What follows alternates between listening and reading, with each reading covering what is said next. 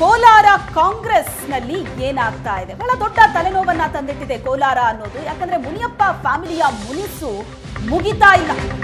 ಗೌತಮ್ ಪರ ಪ್ರಚಾರ ಮಾಡ್ತಾ ಇಲ್ಲ ಕೆಜಿಎಫ್ ಶಾಸಕಿ.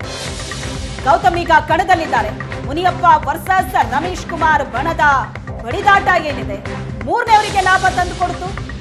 ಗೌತಮ್ ಈಗ ಕಣದಲ್ಲಿದ್ದಾರೆ, ಆದ್ರೆ ಅವರ ಪರ ಪ್ರಚಾರಕ್ಕೆ ಹಿಂದೇಟು ಹಾಕ್ತಿದ್ದಾರೆ. ತಮ್ಮ ಕುಟುಂಬದ ಚಿಕ್ಕ ಪೆದ್ದಣ್ಣಗೆ ಟಿಕೆಟ್ ತಪ್ಪಿದ್ದಕ್ಕೆ ಅಸಮಾಧಾನಗೊಂಡಿದ್ದಾರೆ. ಗೌತಮ್ ಪರ ಪ್ರಚಾರವನ್ನ ಮಾಡ್ತಾ ಇಲ್ಲ ಕೆಜಿಎಫ್ ಶಾಸಕಿ ರೂಪಕಲಾ. ಕುರುಡುಮಲೆ ಗಣೇಶನಿಗೆ ಪೂಜೆ ಸಲ್ಲಿಸಿ ಗೌತಮ್ ಪ್ರಚಾರವನ್ನ ನಡೆಸ್ತಾ ಇದ್ದಾರೆ. ರಮೇಶ್ ಕುಮಾರ್ ಬಣದ ಶಾಸಕರು ಸಚಿವರು ಭಾಗಿಯಾಗಿದ್ದಾರೆ. ಆಹ್ವಾನ ನೀಡಿದ್ರೂ ಕೂಡ ಮುನಿಯಪ್ಪ ಹಾಗೂ ರೂಪಕಲಾ ಪ್ರಚಾರಕ್ಕೆ ಬರ್ತಾ ಇಲ್ಲ. ಎರಡನೇ ದಿನದ ಸಭೆಗೂ ಗೈರಾಗಿದ್ದಾರೆ ಕೆಜಿಎಫ್ ಶಾಸಕಿ ರೂಪಕಲಾ. ಗೌತಮ್ಗೆ ಮುನಿಯಪ್ಪ ಕುಟುಂಬದ್ದೇ ಬಹಳ ದೊಡ್ಡ ಟೆನ್ಷನ್ ಆಗಿದೆ. ಒಳ ಏಟಿನ ಭೀತಿ ಶುರುವಾಗಿದೆ. ರೂಪಕಲಾ ಮುನಿಸು ಶಮನ ಮಾಡದೆ ಗೌತಮ್ ಪ್ರಚಾರಕ್ಕಿಳಿದಿದ್ದಾರೆ. ಇದು ಬಹಳ ದೊಡ್ಡ ಒಳ ಏಟನ್ನ ಕೊಡುವಂತಹ ಲಕ್ಷಣಗಳು ಕಾಣಿಸ್ತಾ ಇದೆ. ಮುನಿಯಪ್ಪ ಫ್ಯಾಮಿಲಿ ಈಗಾಗಲೇ ಅಸಮಾಧಾನಗೊಂಡಿದ್ದಾರೆ. ಯಾಕಂದ್ರೆ ಅಳಿಯನಿಗಾಗಿ ಸಾಕಷ್ಟು ಪ್ರಯತ್ನ ಪಟ್ಟಿದ್ರು ಟಿಕೆಟ್ ಕೊಡಿಸೋದಕ್ಕೆ ಮುನಿಯಪ್ಪ. ಕೊನೆ ಕ್ಷಣದ ತನಕವೂ ಕೂಡ ಆ ಪ್ರಯತ್ನ ನಡೆದಿತ್ತು. ಆದ್ರೆ ಮತ್ತೊಂದು ಕಡೆ ರಮೇಶ್ ಕುಮಾರ್ ಬಣ ಅದನ್ನ ಸಾಕಷ್ಟು ವಿರೋಧಿಸಿತ್ತು. ಎರಡು ಬಣದವರನ್ನು ಕರೆದು ಸಿಎಂ ಸಿದ್ದರಾಮಯ್ಯನವರು ಸಭೆ ಕೂಡ ನಡೆಸಿದ್ರು. ಫೈನಲಿ ಎರಡೂ ಬಣಕ್ಕೆ ಸೇರದ ಮೂರನೆಯವರಿಗೆ ಟಿಕೆಟ್ ಸಿಕ್ಕಿದೆ. ಕಾಂಗ್ರೆಸ್ ಅಭ್ಯರ್ಥಿ ಗೌತಮ್. ಒಂದು ಆತಂಕ ಇತ್ತು, ಪ್ರಚಾರಕ್ಕೆ ಬರ್ತಾರಾ, ಇವರ ಬೆಂಬಲ ಇರುತ್ತಾ ಅಂತ. ರಮೇಶ್ ಕುಮಾರ್ ಬಣದವರು ಪ್ರಚಾರಕ್ಕೆ ಬರ್ತಾ ಇದ್ದಾರೆ, ಗೌತಮ್ಗೆ ಬೆಂಬಲವನ್ನ ಸೂಚಿಸ್ತಾ ಇದ್ದಾರೆ. ಆದ್ರೆ ಮುನಿಯಪ್ಪ ಮುನಿಸು ಮುಂದುವರೆದಿದೆ. ಇದು ಬಹಳ ದೊಡ್ಡ ಹೊಡೆತ ಕೊಡ್ತಾ ಇದೆ ಕಾಂಗ್ರೆಸ್. ಚಿಕ್ಕ ಪೆದ್ದಣ್ಣಗೆ ಟಿಕೆಟ್ ಕೊಡ್ಲಿಲ್ಲ ಅನ್ನುವಂತಹ ಮುನಿಸು ಒಂದು ಕಡೆ, ಜೊತೆಗೆ ಮುನಿಯಪ್ಪ ಅವರ ಆಪ್ತರು ಕೂಡ ಕೆಲವರು ಬಂಡಾಯ ಎದ್ದಿದ್ರು. ಈ ರೀತಿಯಲ್ಲಿ ಮಾಡೋದು ಸರಿಯಲ್ಲ, ಯಾವುದೋ ಜಿಲ್ಲೆಗೆ ಸಂಬಂಧಪಟ್ಟಂತಹ ವ್ಯಕ್ತಿಯನ್ನ ಕರ್ಕೊಂಡು ಬಂದು ಇಲ್ಲಿ ಕ್ಷೇತ್ರದಲ್ಲಿ ನಿಲ್ಲಿಸೋದು ಸರಿಯಲ್ಲ ಅಂತ ಮುನಿಯಪ್ಪ ಕೂಡ ಅದನ್ನೇ ತಿಳಿಸ್ತಾ ಇದ್ರು. ಎರಡೂ ಬಣಕ್ಕೂ ಆಗ ಬರ್ತಿಲ್ಲ ಅಂತ ಹೇಳಿ ಬೇರೆ ಯಾರನ್ನು ಕರ್ಕೊಂಡು ಬಂದ್ರೆ ಅವರು ಹರಕೆಯ ಕುರಿ ಆಗ್ತಾರಷ್ಟೇ, ಅವರನ್ನ ಗೆಲ್ಲಿಸೋದಕ್ಕಾಗತ್ತಾ, ಅವರಿಗೆ ಬೆಂಬಲ ಕೊಡೋದಕ್ಕಾಗತ್ತಾ ಅನ್ನುವಂಥ ಮಾತುಗಳು ಮುನಿಯಪ್ಪ ಅವರಿಂದ ಕೇಳಿ ಬಂದಿತ್ತು. ಅಂದ್ರೆ ಯಾರನ್ನೇ ಕ್ಷೇತ್ರದಲ್ಲಿ ನಿಲ್ಲಿಸಿದ್ರು ಕೂಡ ಅವರಿಗೆ ನಿಜಕ್ಕೂ ಗೆಲುವು ಅಷ್ಟು ಸುಲಭ ಇಲ್ಲ ಅನ್ನೋದನ್ನ ಅದು ಸ್ಪಷ್ಟಪಡಿಸ್ತಾ ಇತ್ತು. ಈಗ ಅದಕ್ಕೆ ಮುಂದುವರೆದ ಭಾಗವಾಗಿ ಕೆಜಿಎಫ್ ಶಾಸಕಿ ರೂಪಕಲಾ ಕೂಡ ಪ್ರಚಾರಕ್ಕೆ ಬರದೇ ಇರೋದು ಈಗ ಟೆನ್ಷನ್ ಹೆಚ್ಚಿಸ್ತಾ ಇದೆ. ಕೋಲಾರ ಕಾಂಗ್ರೆಸ್ ಅಭ್ಯರ್ಥಿ ಗೌತಮ್ ಅವರಿಗೆ ಇದು ಮುಳುವಾಗ್ತಾ ಇದೆ.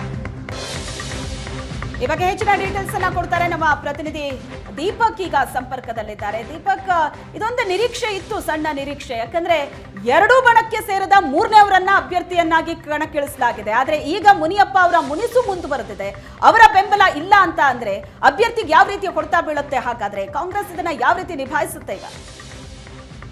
ಖಂಡಿತವಾಗ್ಲೂ ಶ್ವೇತಾ, ಇಬ್ಬರ ಜಗಳದಲ್ಲಿ ಮೂರನವ್ರಿಗೆ ಲಾಭ ಅನ್ನುವಂತ ನಿಟ್ಟಿನಲ್ಲಿ ರಮೇಶ್ ಕುಮಾರ್ ಮತ್ತೆ KH ಮುನಿಯಪ್ಪನವರ ಬಣಗಳ ನಡುವೆ ಗೌತಮ್ ಅವ್ರಿಗೆ ಅಚ್ಚರಿಯಾಗಿ ಟಿಕೆಟ್ ಸಿಕ್ತು. ಅದು ಕೊನೆ ಕ್ಷಣದಲ್ಲಿ ಅವ್ರಿಗೆ ಟಿಕೆಟ್ ದೊರೀತು. ಆದ್ರೆ ಆ ಟಿಕೆಟ್ ಪಡೆದಂತಹ ಬಳಿಕ ಗೌತಮ್ ಅವ್ರಿಗೆ ಪ್ರತಿಯೊಂದು ಹೆಜ್ಜೆನಲ್ಲೂ ಬಣ ಬಡಿದಾಟದ ಎಫೆಕ್ಟ್ ಕಾಡಿಸ್ತಾ ಇದೆ ಅಂತಾನೆ ಹೇಳ್ಬೋದು. ಯಾಕಂದ್ರೆ ಇದುವರೆಗೂ ಕೂಡ KH ಮುನಿಯಪ್ಪನವರಾಗಿರ್ಬೋದು ಮತ್ತೆ ಅವರ ಪುತ್ರಿ KGF ನ ಶಾಸಕಿ ರೂಪಕಲಾ ಅವರು ಸಹ ಪ್ರಚಾರಕ್ಕೆ ಬಾರದೇ ಇರತಕ್ಕಂಥದ್ದನ್ನ ನಾವಿಲ್ಲಿ ಗಮನಿಸಬಹುದಾಗಿದೆ. ಕೇವಲ ರಮೇಶ್ ಕುಮಾರ್ ಬಣದ ಶಾಸಕರು ಮಾತ್ರ ಇವತ್ತು ಗೌತಮ್ ಅವರ ಪರವಾಗಿ ಪ್ರಚಾರವನ್ನ ಮಾಡ್ತಾ ಇದ್ದಾರೆ, ಸಭೆಗಳನ್ನ ಮಾಡ್ತಾ ಇದ್ದಾರೆ. ಹೀಗಾಗಿ ಒಳಹೇಟು ಬೀಳ್ತಕ್ಕಂತಹ ಸಾಧ್ಯತೆ ಇದೆ ಅನ್ನುವಂಥದ್ದು ಈಗ ರಾಜಕೀಯ ವಲಯದಲ್ಲಿ ಕೂಡ ಚರ್ಚೆ ಆಗ್ತಾ ಇರ್ತಕ್ಕಂಥದ್ದು. ಅಭ್ಯರ್ಥಿ ಏನು ಗೌತಮ್ ಇದ್ದಾರೆ, ಇವರು ಕೇವಲ ಇವರ ಬಣ ಬಡಿದಾಟದ ಸಮಾಧಾನ ಮಾಡುವಂಥದ್ದು, ಅವರ ಮುನಿಸ ಶಮನ ಮಾಡುವಂಥದ್ದನ್ನ ಬಿಟ್ರೆ ಅವರೆಲ್ಲೂ ಕೂಡ ಪ್ರಚಾರ ಮಾಡೋದಕ್ಕೆ ಅಷ್ಟೊಂದು ಟೈಮ್ ಸಿಗ್ತಾ ಇಲ್ಲ ಅನ್ನುವಂಥದ್ದನ್ನು ಸಹ ನಾವಿಲ್ಲಿ ಗಮನಿಸಬಹುದಾಗಿದೆ.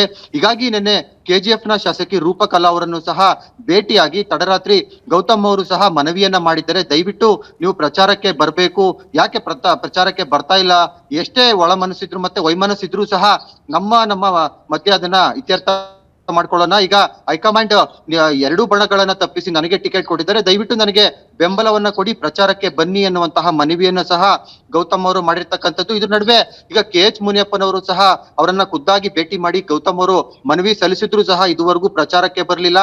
ನನ್ನನ್ನ ಚಿಕ್ಕಬಳ್ಳಾಪುರದ ಉಸ್ತುವಾರಿಯನ್ನಾಗಿ ಮಾಡಿದ್ದಾರೆ, ಹಾಗಾಗಿ ನಾನು ಬರೋದಕ್ಕೆ ಸ್ವಲ್ಪ ಕಷ್ಟ ಆಗ್ತಾ ಇದೆ ಅನ್ನುವಂತಹ ಮಾಹಿತಿಯನ್ನ ಮುನಿಯಪ್ಪನವರು ಹೇಳ್ತಾ ಇದ್ದಾರೆ. ಇದ್ರ ನಡುವೆ ರಮೇಶ್ ಕುಮಾರ್ ಅವರು ಸಹ ಎಲ್ಲೂ ಬಹಿರಂಗವಾಗಿ ಪ್ರಚಾರಕ್ಕೆ ಕಾಣಿಸ್ಕೊಳ್ತಾ ಇಲ್ಲ. ಯಾಕಂದ್ರೆ ರಮೇಶ್ ಕುಮಾರ್ ಅವರ ಬಣದವರು ಬಲಗೈ ಅಂದ್ರೆ SC ಬಲಗೈ ಸಮುದಾಯಕ್ಕೆ ಈ ಬಾರಿ ಟಿಕೆಟ್ ಅನ್ನ ಕೊಡಬೇಕು.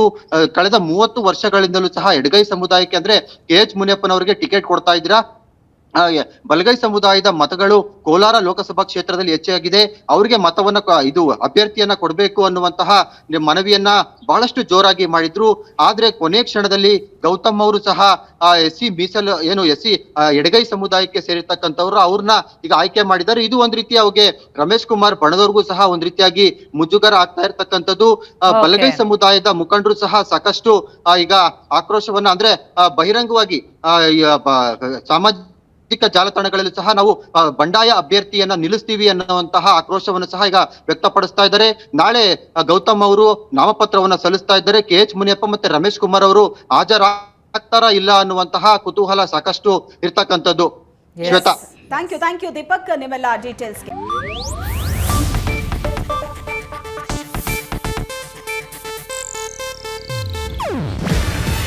ಇದು ಏಷ್ಯಾನೆಟ್ ನ್ಯೂಸ್ ನೆಟ್ವರ್ಕ್ ಪ್ರಸ್ತುತಿ.